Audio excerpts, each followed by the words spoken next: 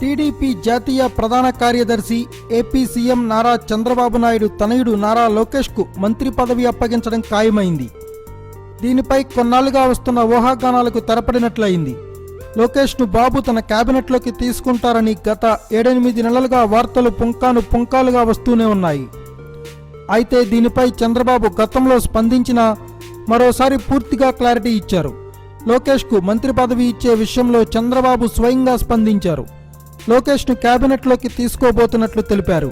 గురువారం ఆయన తెలంగాణ టీడీపీ నేతలతో విజయవాడలో సమావేశమయ్యారు. ఈ భేటీలో టీడీపీ టీఎస్ అధ్యక్షుడు L Ramana, working president Revanth రెడ్డితో పాటు పలువురు నేతలు పాల్గొన్నారు. లోకేష్కు తెలంగాణలో పార్టీ బాధ్యతలు అప్పగించాలని, లోకేష్ పూర్తిగా తెలంగాణ మీద కాన్సంట్రేట్ చేసేలా చూడాలని వారు బాబుకు విజ్ఞప్తి చేశారు. చంద్రబాబు వారి విజ్ఞప్తిని తిరస్కరించారు. లోకేష్కు ఏపీలో మంత్రి పదవి అప్పగించాలని అనుకుంటున్నామని చంద్రబాబు తెలిపారు. త్వరలో జరిగే ఎమ్మెల్సీ ఎన్నికల్లో లోకేష్ను ఎమ్మెల్సీగా చేసి ఆ తర్వాత మంత్రివర్గ విస్తరణలో మంత్రి పదవి ఇస్తున్నట్లు బాబు వారికి చెప్పారని టీడీపీ నేతలు తెలిపారు. ఇక లోకేష్కు టెక్నాలజీతో పాటు భారీ పరిశ్రమల శాఖలు అప్పగించే అవకాశం ఉన్నట్లు సమాచారం.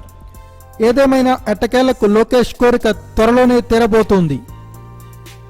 Thanks for watching. Please subscribe our channel.